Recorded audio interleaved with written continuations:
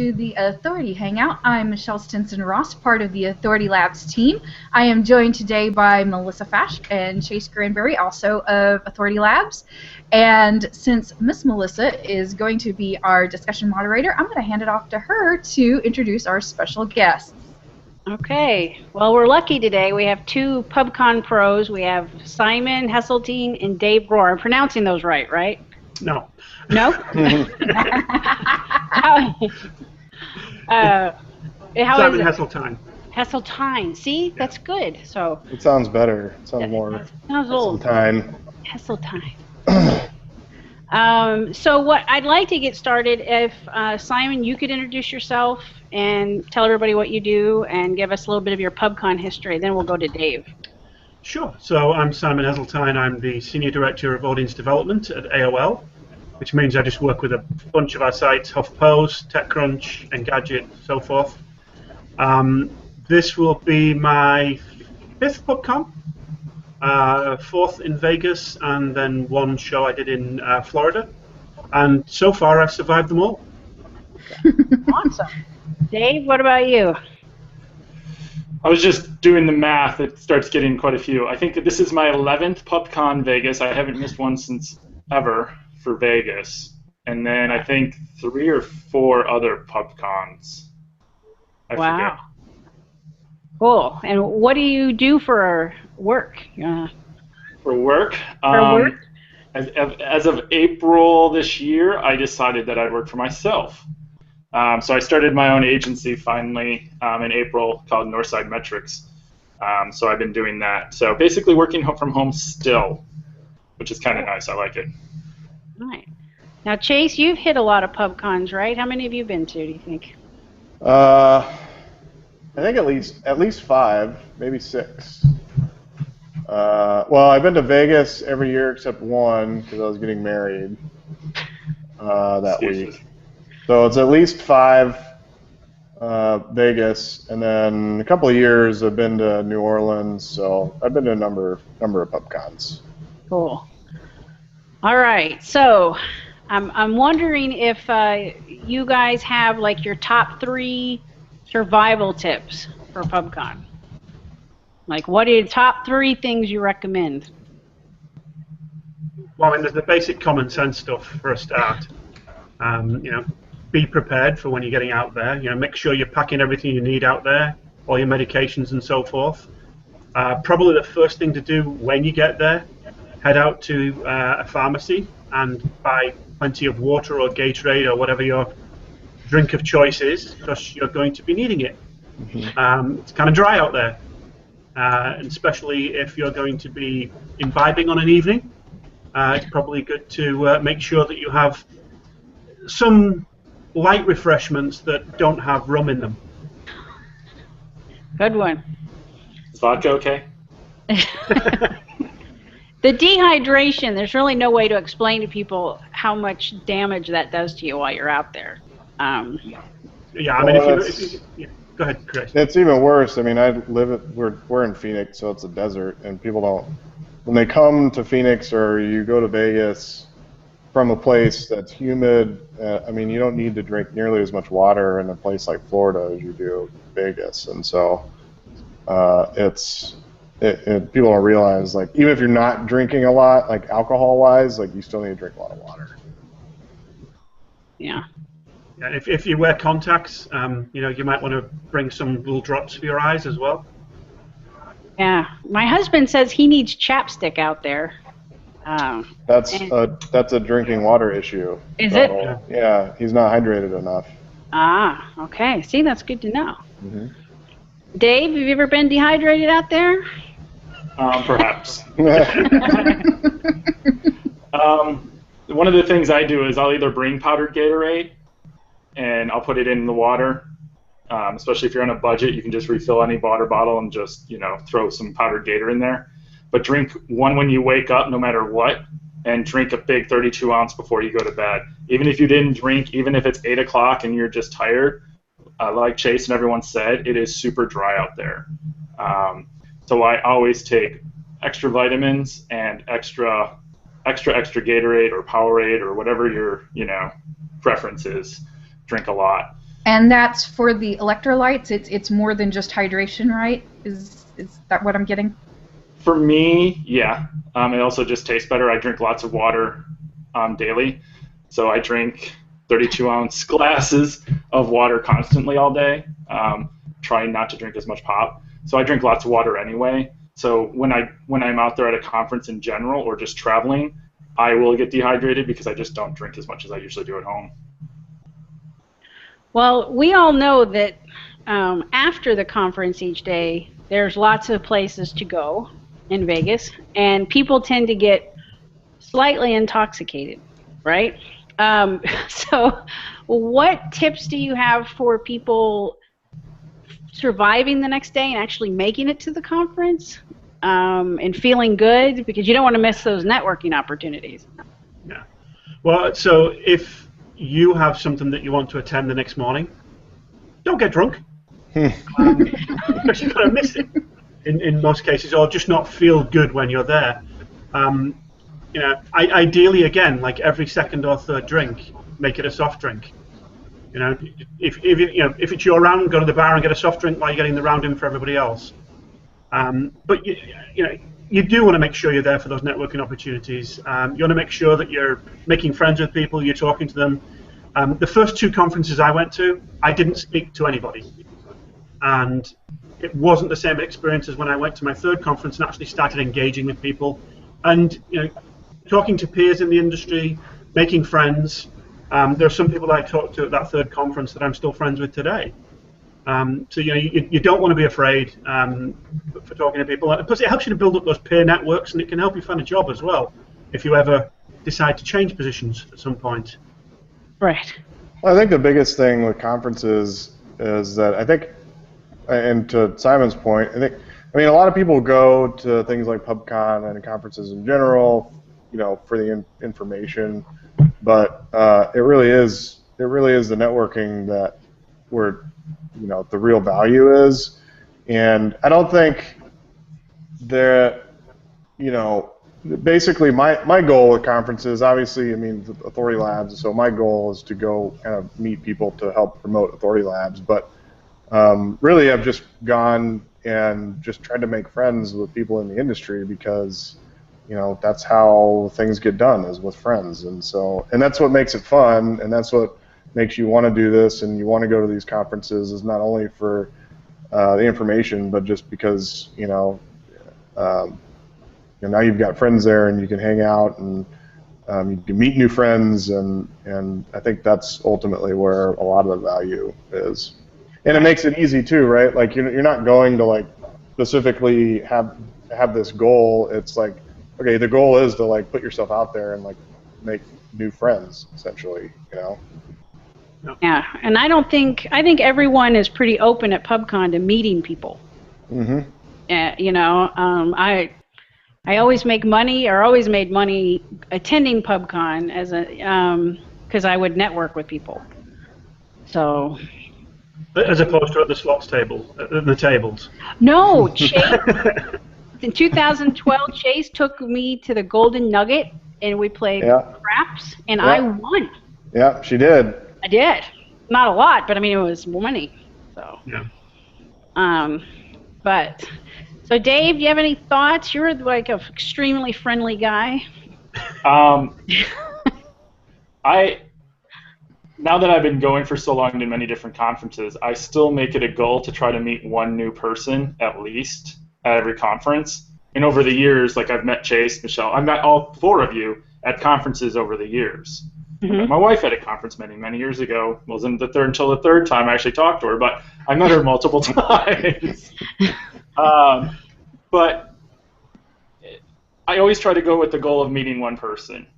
When I was in-house and had to validate, my going and having things paid for, I would look at internal problems we were having, and Simon works at AOL. If we had a big content issue, I might seek out Simon or one of the speakers I was going to see, and specifically try to talk to them at an event somewhere and go, hey, this is a small problem we're having. You kind of talked about it in there. Try to reference something if you can, but just say, I just want your quick advice on something. Don't do it at 2 in the morning, and don't do it when they're deep in a conversation with someone else or having dinner with perhaps a client or, wife or significant other.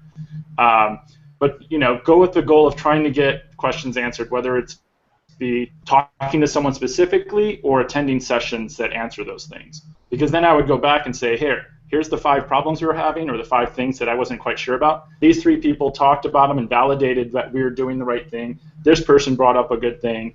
And I would kind of go back, and it helped me validate, that the trip was worth the time. And it's more likely they'll answer as well if you've just bought them a drink. Yeah, that does help too. The other thing is know your limits. Right. Yeah, I don't know mine very well. Especially when it's gambling. I will say many, many years ago when I knew what my ATM limit was per day, and I still do this now, but I always put an extra 20 in my back pocket somewhere.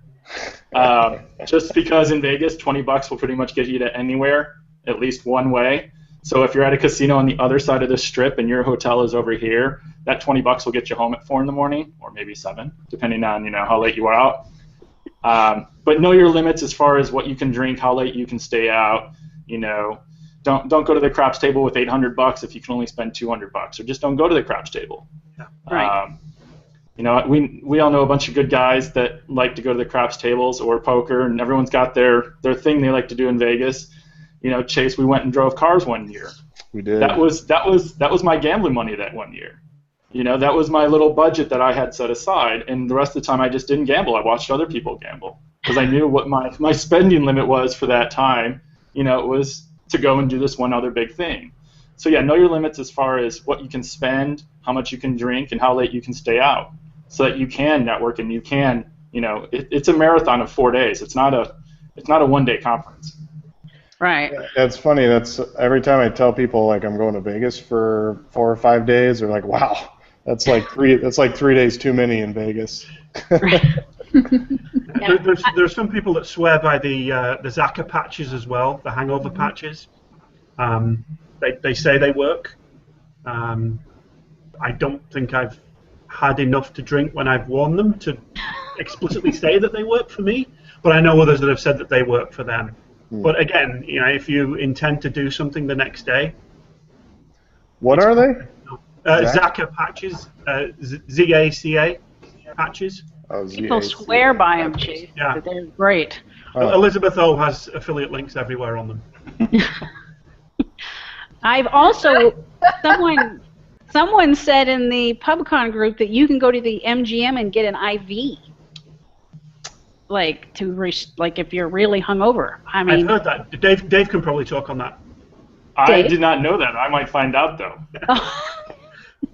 I might just go ask. I don't need it. I might just go ask since I'm staying very close. Who was that? That was I can't remember, but I don't know if it was Jim Bates or Casey. I can't remember, but if you're really, really bad hungover, that's an option if you have to get to the Pubcon the next day, right? It's either that or a stomach pump. Huh? Either that or a stomach pump, yeah. Yeah. And you guys have seen, like, the people that do take it too far and kind of make a fool out of themselves. Those are really not forgotten. Uh-huh. So No. I kind of recommend really pacing yourself and, Yeah, I've had to help 1 or 2 people. You and I the same night. Yeah. Yeah. Yeah. So, okay, so my next question for you is sessions. What recommendations do you have for people for choosing the right sessions? So I would say, for one, you want to plan out what you want to attend, based on what looks good to you, based on who the speakers are, based on the topic. But you should also pencil in, a second choice or a third choice, because if you get there and decide, I don't particularly like this one, I don't like what they're saying, I don't think it's speaking to me, then use the power of your feet and walk into the next session. Now, obviously, for those of us on this call, they're not going to be walking out of ours, but but for the other people. Right. Dave, you have any thoughts? Yeah, I always try to understand what's going on at work or what my clients are having. Like, I don't do a lot of whatever, like PPC, or maybe penciling in some sessions. Like, I've done in my career, I think, absolutely no email ever. So email and, you know, social media type paid side of things, and there might be a couple other things that I just don't do, but I think could help me. I try to pencil in those and try to make some of those to help kind of broaden my. It's not something I'm going to read about. It's not something I do day to day. So I try to figure out different ways to kind of jump into some different sessions and kind of get some different ideas. Yeah. My first couple of conferences, I would go to all the SEO sessions, but I knew what they were saying, and I was like, I got nothing out of this conference. So it's better to like force yourself to get outside your comfort zone. Yep. Yeah. And you know, there's what, 9 different tracks that are going to be going on at the show. Mm-hmm. So, I mean, there's plenty of different options for you. And if it doesn't look like there's something that speaks to you that you want to learn about, you know, on most of the days there are going to be site reviews going on. They're always kind of interesting to go and attend. I know Dave's doing one the first session. Yes. So, you know, they're always fun to see them take apart somebody's site to see what could be wrong, what could be improved. And there's sometimes things that you can apply to your own sites as well. So I've gotten a lot out of the site reviews. I think those are really very useful. Even if it's not your site, you can, you know, there are parallels and if it's a site review about link building and you're buying links and Matt Cutts say was in the room, perhaps you don't get your card. Right. Just saying that did happen before. I do love the site clinics. I've learned more in those. Just little nitty-gritty like details, you know. So, are you doing a site clinic this year, Simon? I'm not, no. Okay. All right. Okay. So my next question is, the convention center itself is very large. You're going from the hotel to the convention center. You're walking all day. So how do you all handle the shoes during the day and the shoes at night? I wear trainers most of the day. Yeah. Running shoes. So I mean that's what I will pretty much wear, unless I'm speaking, in which case I will probably have on like a pair of, you know, good shoes. Okay. But I will get changed, yeah. If you're gonna go out at night too, like Vegas, if you've never been to Vegas before, you can't wear tennis shoes or boat shoes or flip flops. You need like a decent pair of shoes. Or shorts, sadly. Or shorts. You need pants also. I wear shorts 24/7, and it's like Vegas, and I'm like, what do you mean I can't get into this bar because I have shorts on? And Florida, that's kind of dressy, so. So I've tried to tell people, especially women, don't do the high heels, because I think we've all seen them, like by 1 o'clock, hobbling around the convention center in pain. But yeah, not at the convention center. I wouldn't. If you have one session on one side and then you have to run all the way around all day long, God bless you and your feet. But yeah, no. Well, although I haven't been to Pubcon in Vegas, I have been to several other conferences in large spaces, like SMX in New York is always at the Javits Center, and that's one of those that you have to have good shoes. It's New York. You have to have good shoes anyway, anytime you're in New York. So I'm one of those that, yes, I like a pair of cute shoes, and I want to wear my cute shoes, but believe me, I always have a good pair of walking shoes in my bag, and I will switch my shoes in and out as needed.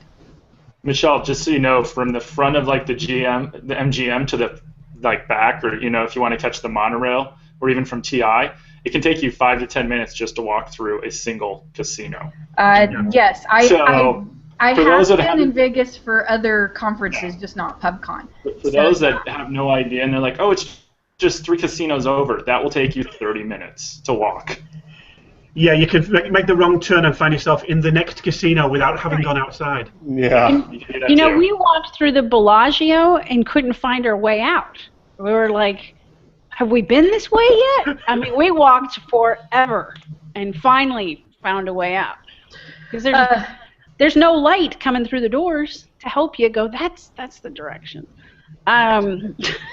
Carolyn Shelby's actually posting up some stuff in the Q&A. She's chiming in. I What? love it. She Don't says listen to her. flip-flops during the daytime, heels at night, and maybe while speaking. Maybe.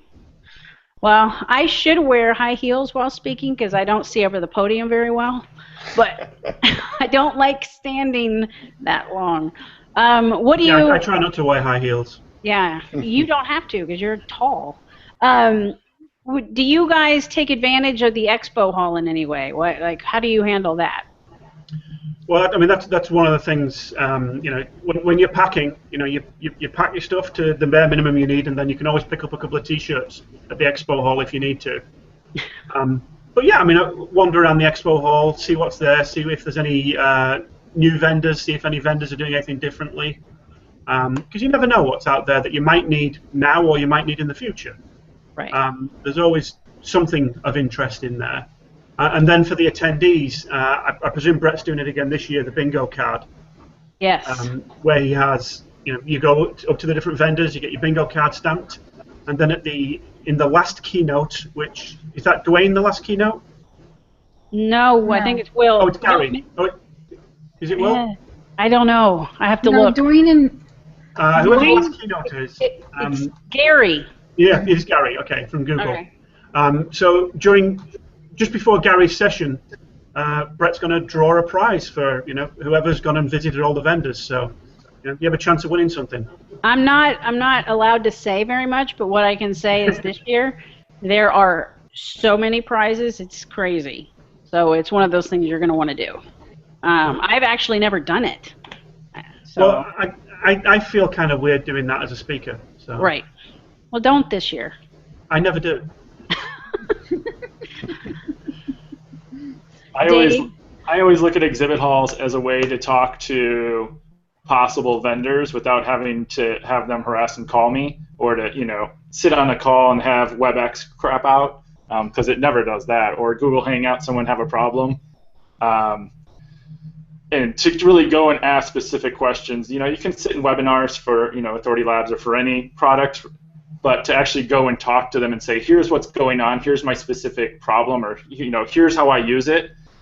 I once sat down and got like a 20-minute tutorial on something on how to use a tool a little bit differently to help me, and it saved me hours. Mm-hmm. So if you're working with a vendor already, go and talk to them if you have kind of customer support type thing. Sorry, Chase. Yeah, no worries. But we want you to come talk to us. Yeah. But that's how I've always used it. And then also going back to the water, if you need caffeine, the food vendors I think are going to be there again. So that's kind of where all that stuff is. So if you want to go and sit down, you want to have a quick client meeting, there's usually lots of different spots all over, but there's also some chairs and seating. So if you want to bring some food, or you want to get some water, or you want to talk to someone or make a call, there's lots to do right in that area as well. Because it's where the keynotes are going to be anyway, so you don't have a choice. Yeah, that's true. Mm-hmm. Yeah, lots of keynotes. What do you all do for lunch? Usually if I'm there, I'll actually go get lunch from one of those vendors there, or I'll find something around. Yeah, okay. I was wondering if you left every time or I usually leave just because I'm have ADD and can't really stay in one place, and plus it's so you go and it just lets you get outside a little bit and change the venue, and there's 1,000 different places to get food right around there in Vegas, and things that are a cab right away. So for me, I found it helpful to just get out for an hour and a half, and then come back, and then I'm able to kind of focus much better in the afternoon. But again, it depends on kind of what you want to see, because the lunchtime's only scheduled for half an hour every day. Mm-hmm. So if you've got sessions, before and after, you've not got that much time to get out. So, you can go to lunch at any time though, especially it might not. As I whack my microphone. Sorry, hon. But you can take a late lunch too if there's a couple sessions that you're kind of iffy about, or or a client meeting or a vendor meeting, or someone's taking you out to lunch. Schedule a little bit later, because most times, honestly, I don't think we ever really eat dinner before 8 or 9 o'clock in Vegas. Yeah. Because you either have, if you look at the list of the networking and events going on, most of them are going till 7, 8 o'clock. And if you don't have a reservation, or maybe if you do, you're going to probably decide at 7:30 to make a reservation, because I don't think I've ever made one before that, right, Simon? A couple of years ago when we did it, I think we had 10 o'clock, and that was like the earliest we could get. So you're going to eat late dinners. You know, having a late lunch and kind of stepping out and looking and seeing that there is actually daylight after 2 or 3 days is not a bad thing. How do you guys deal with the, in Vegas there's really no clock. You just all of a sudden look up and it's 2 o'clock. You know what I mean? Yeah. Again, that's a challenge. I mean, you know, you're moderating your drinking. You're looking at the time, and again, you want to make sure you've got that networking going on. But you've got to just plan for the fact that you're not going to get a full night's sleep. Most of the nights you're there, so it's a good idea to stock up on sleep before you get to Vegas. Yeah. My method isn't very precise, but I just kind of go off of how many people are still at TI, Breeze Bar. That perhaps if I'm one of the last people, this is not good. Well, when Chase took me to play craps one night, we came back at 4, and people were still in the Breeze Bar. Yeah, that can be a little, that's the problem with Vegas, is that everything's open all night long, and you never know really what time it is. Okay, so the next question I have for you is, as speakers, what is it that you appreciate getting back from the attendees?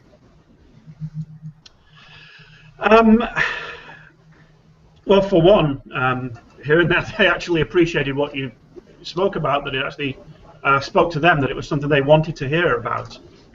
Feedback is always a great thing to hear. You know, and the immediate part of that is getting the questions during the Q&A phase.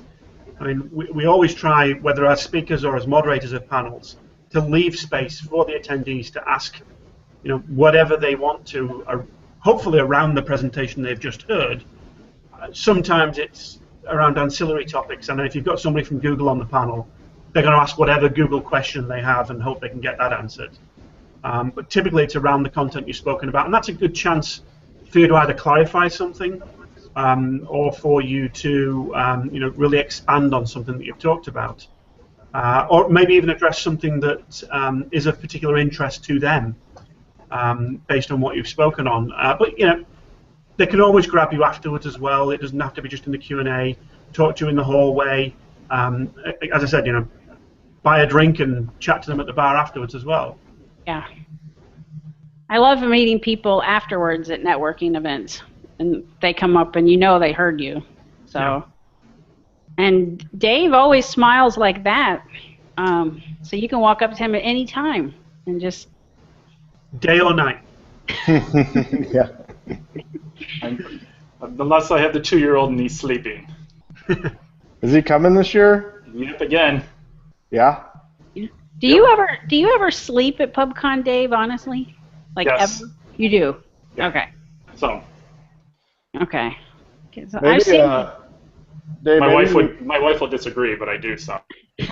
Maybe you could give us some tips on bringing the family. I mean, I've got, I don't know, maybe a little different because you and Carolyn are kind of in the same industry and everything. But I know some other people bring their wife and kids and stuff for a few days. I've always wondered quite how that worked out. I don't go out as much the last 2 years. That's my secret. Yes, Carolyn, I know. When I get, don't come in at 6:30 in the morning when your wife has to get up at 7. Not a good idea. And then try to go to bed when she's telling us we have to go catch a flight. I may have done that before.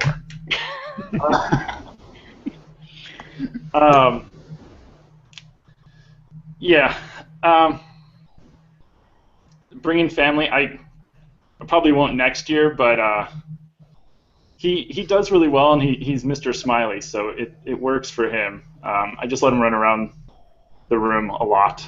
Do you get like a, I mean, do you hire a babysitter out there, or can you get somebody to watch, or how does that even work? It helps when the wife and I don't speak at the same time. Right. Because that did happen before, and bless Matt Statala's wife, she watched DJ for for a session one time in New Orleans because we were both speaking at the same exact time. But now, actually, I think I speak at the first 3 sessions Tuesday, and then she speaks the last 2, so that's really easy. Mm-hmm. He runs around. He likes everyone. I honestly did let him walk up and down the exhibit hall last year, and he just walked up smiling and waving at everyone. I try not to bring him around at all, but we had to do a change between us for sessions. But he went and saw everyone. I did get in a bit of trouble because he was wearing a Google onesie, and Dwayne saw it, so Dwayne kind of looked at me funny. Well, you could have said, "Where's my Bing onesie?" I think I did. Did you? Yeah. Huh. So you're saying I need to bring you an AOL outfit for him? Yeah, 4T. Okay. Okay, so what do you guys recommend food-wise? You recommended people drink a lot. Do you recommend like a good hearty dinner before going out? I tend to go with the group for dinners, wherever we tend to end up going. And, as with any conference, plan on not being at the same weight at the end of it as you were at the beginning of it.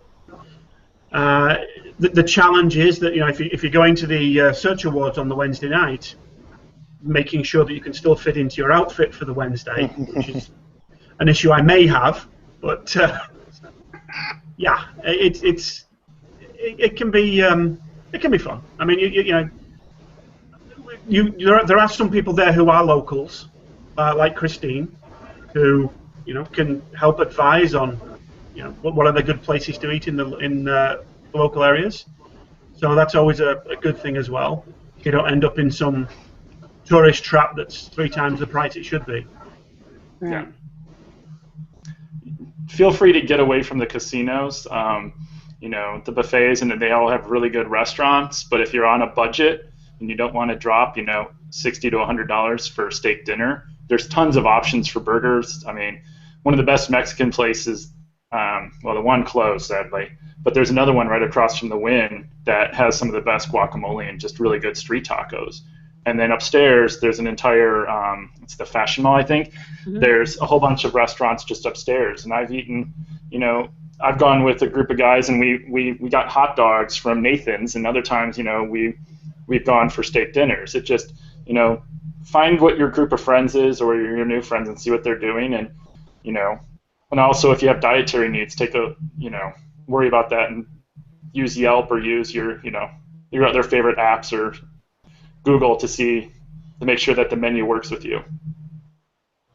Well, Speaking of apps, Uber. Okay. Uber is now available in Vegas. They are in Vegas now? Well, they announced it yesterday, but they still haven't solidified it. Yeah, I don't think they're potentially going to be active in the Strip when Pubcon's on, though. Yeah, unfortunately. I feel like Vegas is kind of like New York in that you don't really need Uber because there's cabs everywhere. Yeah. You literally just raise your hand and there's 2 seconds in 2 seconds. So. And for those that have never been to Vegas, you just can't cross the street anywhere. Yeah. Mm-hmm. You can't just catch a cab anywhere. It might sound weird, but once you get there, you'll understand that there are cab lines, and you'll get a cab. Just don't go wandering the street and trying to flag down cabs. They won't stop. They won't stop. And if they do, it's probably not a good thing. And to follow on from that as well, there will probably be one night when you're out with a group of your new friends and someone suggests taking a limo. Mm-hmm. What frequently happens when you take a limo in Vegas is whoever is the last person out of the limo is going to be the one who's going to be arguing with the limo driver over how many people you had in the limo and what the agreed upon price was at the start of the ride. It invariably happens, and it's always just a mess. While it seems like a good idea, usually separate cabs is a much better idea. Well, and last year we went to Pho Kim Long for Vietnamese food right off the Strip. Not that far. But we could not get a cab to come pick us up. It took an hour and 20 minutes So I think you have to be careful. Like, I didn't understand the rules in Vegas. Some cabs are not allowed to go off the strip and come get you. And you're right, Dave. We waved at like 15 of them. They would not stop. So be careful kind of where you go, and maybe call a cab when you're about done with dinner and see if you can get it to come pick you up. So. Well, restaurants are really, if you're in that kind of situation too, like you can always ask the restaurant, like somebody at the restaurant will usually know a cab company. Like you can have them call a cab for you, and they'll do that. Yeah, we did that, and they still didn't come. Still didn't come? Still didn't come. But so, Dave, your best networking tips. Talk to people. It's as simple as that. Go to the events. I went and grabbed a list. There is something every night. So there's a kickoff on Monday. Tuesday, Pubcon's having something at Senior Frogs at TI. For those of us, including sponsors like AuthorityLabs and my company, Northside Metrics, it's Epic Dinner. And then Wednesday, I know AuthorityLabs, you guys have something at Breeze Bar at 6, and then there's the Search Awards at 7. So, I mean, that's every night from at least 6 until 9 or so. And there is going to be a Thursday night event that hasn't been announced yet. Yeah, I did look at that. I was wondering. I figured there might be. Yep. So, yeah, there is something going on every night. If you're tired or something, take a night off. You know, get some work done, answer some email, put out fires. But, you know, just try to talk to people. Yeah. Chase, have you ever had a hard time talking to people? I think I feel like I'm actually an introvert kind of at heart, but at conferences, if you do have a hard time talking to people, just have a couple cocktails. Usually that helps. Either that or take a very gregarious wingman along with you. Yes. Well, Chase is really talkative when he's had a few drinks. Makes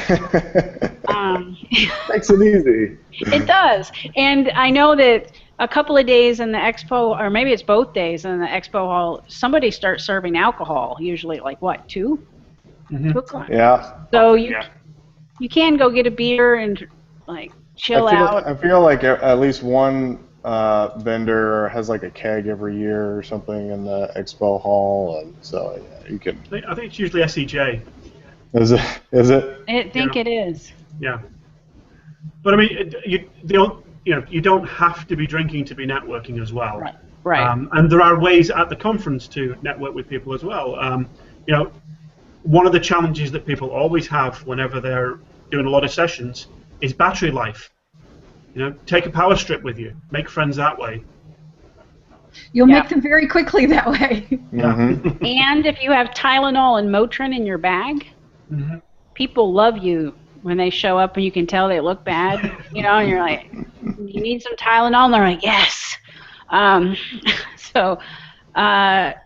As far as I know, for me, the convention center is freezing. For you guys, is it as cold?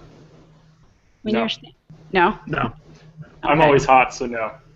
Really? Yeah. Huh. That's why I couldn't stay in Florida. It's too hot. So Chase, you don't get cold? Not really. I mean, I guess, was there a year when Pubcon was in like November? It was freezing. But for those that don't know, Chase lives in Phoenix. Yeah. So 65 degrees or lower is freezing. Yeah. It was cold. But yeah, and I don't know. I usually don't get that cold, and if you're sitting right under a vent or something, maybe I don't remember getting that cold at the convention center. It's weird here in Phoenix because you go to like movies and it's 115 out in summer, and people bring sweaters to the movie theater because they like blast the AC. But I don't know. Some girls can get cold, and so I've definitely seen women, they'll bring like a little sweater or something for when they're in the convention center. Yeah. So my next question before we go to viewers, do you have any what not to do's you could, anything you can think of that might not be a good idea? Within the sessions, I mean, typical stuff, wait for the Q&A, don't start yelling out if you don't agree with something or you have questions. We always allot time at the end of the sessions for the Q&A, plenty of time to chat to people. definitely don't get too wasted, especially not during the sessions. There was somebody who actually was worse for wear in one of the keynotes last year and was actually passed out on the desk, which was really not good to see. Jeez. So, you know, it's the same stuff we've talked about all the way through. You know, make sure you know your limits. You know, you are there, you know, your work sent you there to learn things and to meet new people, and you know, so make sure you're doing that. You know, make sure you take spare batteries if you have them. But you know, again, the same kind of thing. Don't be a wallflower. You know, make sure you're chatting to people. Yeah. Well, there was in 2013, someone fell asleep in a session, and someone took a picture of it and tweeted it, and it got retweeted like 400 times. How embarrassing is that? That was actually, I think, the one I was talking about, and I thought it was actually last year. Well, there might have been one last year, but I know there was in 2013. So. And one last thing I will give as well for a don't. Don't sit all the way at the back for the keynotes, because the sound, I mean, it's in the big hall, so you're going to get much better sound the closer you sit to the front. Plus, it's good for the keynote speakers to see everybody kind of bunched up front as well. Yeah. So Dave, I was sure you would have a what not to do, because you're the fun one. I am. It took me many years. In 2004 I went, and it was crazy because that's when Yahoo and Google and Bing would like throw monsters of money at parties. And it was like my very first Pubcon, very first really big conference. And I walk in, and it was Webmaster Radio and Yahoo had bought out like a bar, and like an entire bar, and there was gambling, and you know, there was all sorts of stuff going on. And I just walked in, and it was like, holy cow. I was there the entire night. I don't think I talked to a single person. And I think that entire first year, I think I just went back to my room after each night because I didn't know anyone. And it took me a couple of years, you know, like Simon was saying, the first time I went, I didn't really talk to anyone. In 2005 at New Orleans, I actually met a group of guys, and for about 5 or 6 years, we hung out every year at every Pubcon. And that was like a really good group of us before everyone started having kids and, you know, had 50 different things pull us kind of apart. But I still talk to most of them on Facebook or email or, you know, call them up every so often. So I've met people over the years, but it did take me a while. I know we all have work to do. We all have email to do. You know, take a break during the day, catch up on email so that, you know, once you get done at the day, it's not 5:30 and you're drained from taking notes and doing everything. And then try to sledge through 6 hours of work. If you can, you know, over the next couple weeks, try to get ahead. When I worked at an agency, I would literally take 2 days off during the week. And I would use that time to catch up on work that I was supposed to have done the last 2 days. And sleep and, you know, speak and do other things. So I would try to catch up that way. But try to limit the amount of fires, the calls, the day-to-day stuff that you're on so that you can actually focus on the conference. And this is for really any conference you go to. You know, try to make it so that you're actually focusing on the conference and networking and talking to people and not, you know, I made 3 sessions today and I worked for 7 hours. Well, you know, perhaps you should have, you know, worked for 3 hours and spent the rest of the day doing sessions and networking and talking to people. Yeah.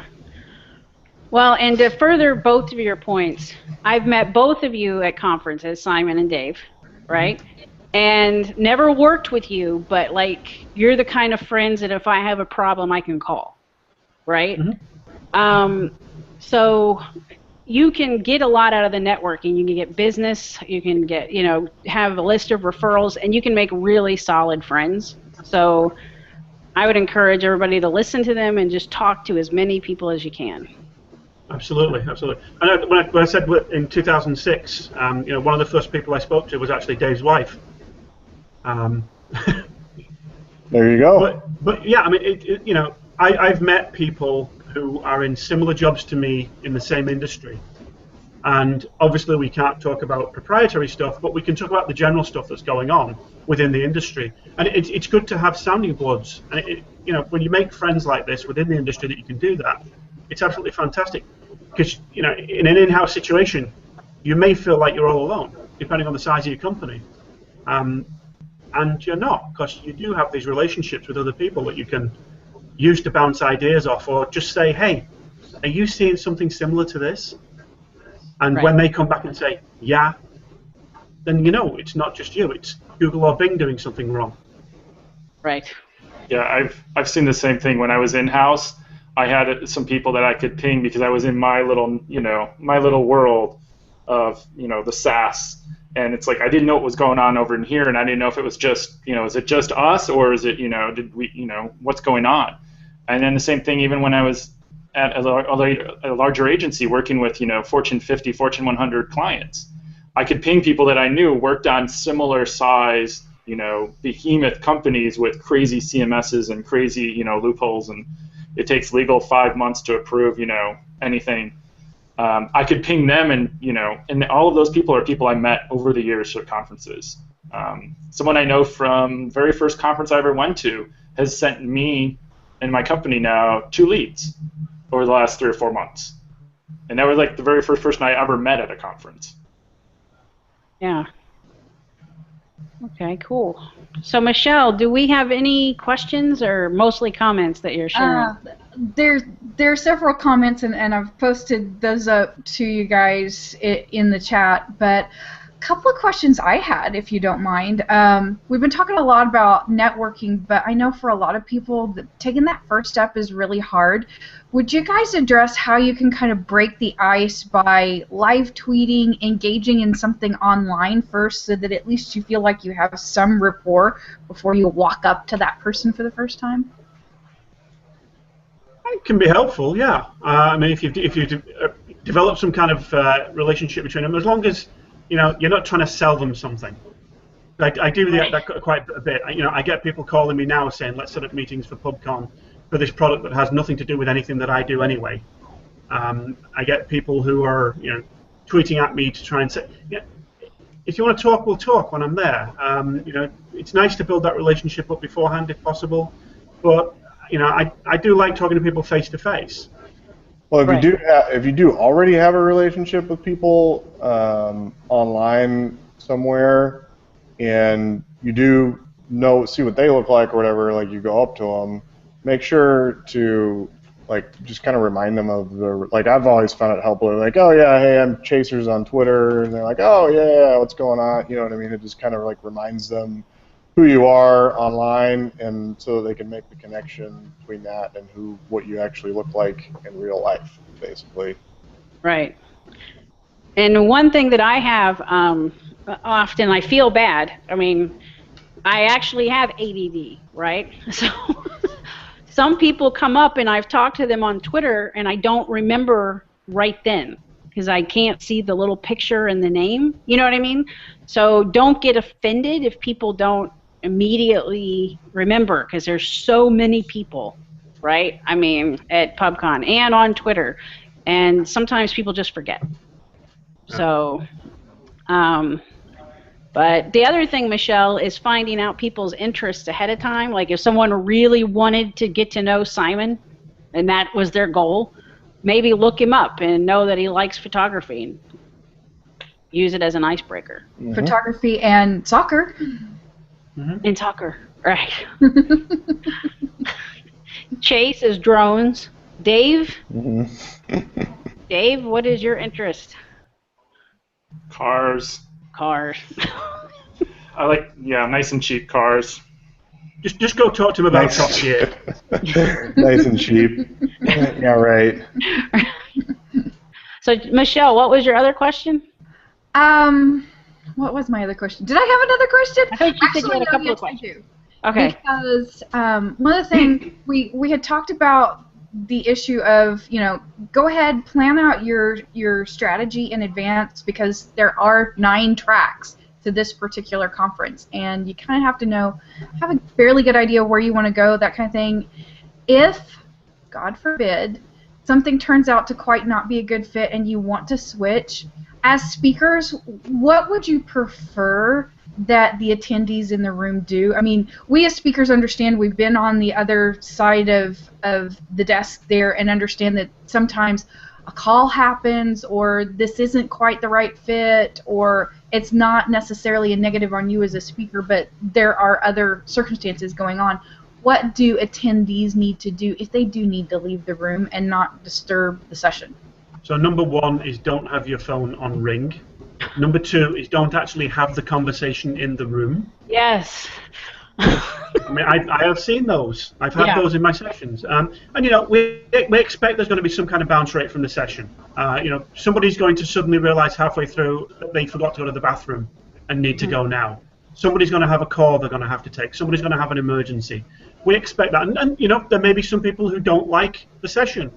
And they think that maybe I should go into the one next door. Their office mate is texting them from the session next door.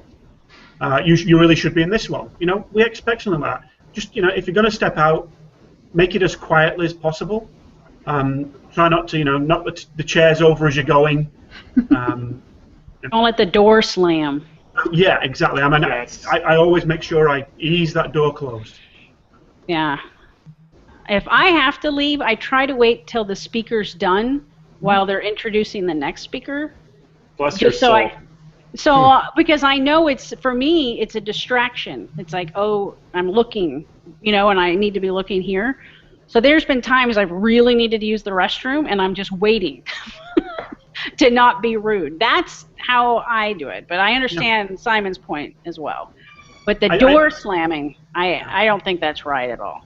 I think I've actually only had to leave one Pubcon session because I didn't like the content. And I just, you know, I walked out very quietly, out the side door, and went off to the next session. Dave, you have any tips or suggestions? Yeah, just quietly. And yeah, the door is a big thing. And some of them, it doesn't matter how much you try. I've been at conferences where I've tried to sneak out of a session. It was a different one, and the guy was completely selling stuff. And I was like, all right, I don't want to see this anymore. And there was another one. I had a backup one. And I tried to go out. No matter sometimes what you try to do, the doors will slam. But just try to be, you know, things happen. You know, maybe you came to see Simon, and now I'm speaking. And you're like, yeah, you're going to talk about something different. I already can tell this isn't going to fit me. I'm going to go see other session. That's fine, you know. But just kind of do it quietly. Don't start packing up all your stuff and, you know, zipping everything up and making almost as much noise as you possibly can. You know, quietly kind of get your stuff together and leave, because you might distract me, but you're also going to make it hard for other people to hear and concentrate on the session that do want to stay. Right. So even if you're not doing it for us, the speaker, you know, be polite for those around you. And don't forget, you know, Dave and I, you know, we've been speaking for a long time. You guys have been speaking for a long time. There are some people on stage that will be first-time speakers at Pubcon. You know, you can distract them, you can upset them. You know, so be mindful of that as well. Right. I'll distract myself. I don't need your help. We do have a lot of first-time speakers this year that, you know, it's intimidating for them. And I know my first time speaking at Pubcon, I didn't realize that the altitude would affect me physically. And by Thursday, I was dehydrated and, like, altitude sick. You know, so I'm like. I was going to say you were normally 6 feet in Florida. Yeah, what is the Vegas? What is the Vegas altitude? Where are you going? Well, we're below sea level here, and there is a massive difference. So for me to go from here to there, I didn't realize that's what I was feeling. I was told by someone in Vegas this might be affecting you, and this is why you're feeling dizzy and kind of, you know, off kilter. I had no idea. I had not been drinking that night, but I was not drinking enough water. I know that for a fact. Yeah. So, Vegas is at 2,000 feet. So, yeah, maybe going from like 0 to 2,000 plus not enough water would do that. Yeah. So, Simon, tell everybody about your session. What are you speaking on? So, my session is myself and Tony Wright. We're going to be moderated by Christopher Jones. And I am going to be spending the first half of that session talking about how to trash your brand. And then Tony's going to be taking the next 30 minutes to talk about how to untrash your brand.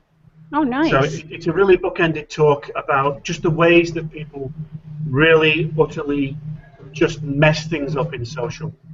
And then how you can, from a preventative and reactive standpoint, you know, fix it. and that is going to be Thursday at 11 o'clock in Salon B. There you go. Nice. What about you, Dave?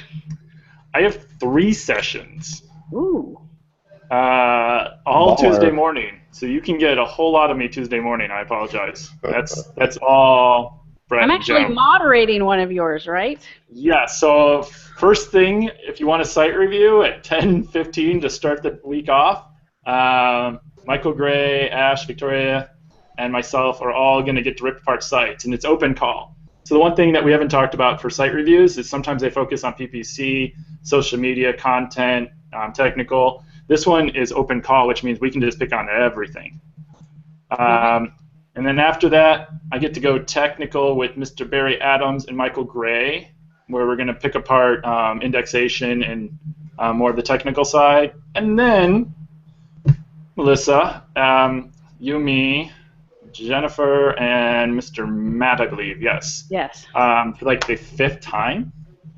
I think it's the 5th time we've done this talk, and it's completely different. We're talking content marketing in 2015 and beyond.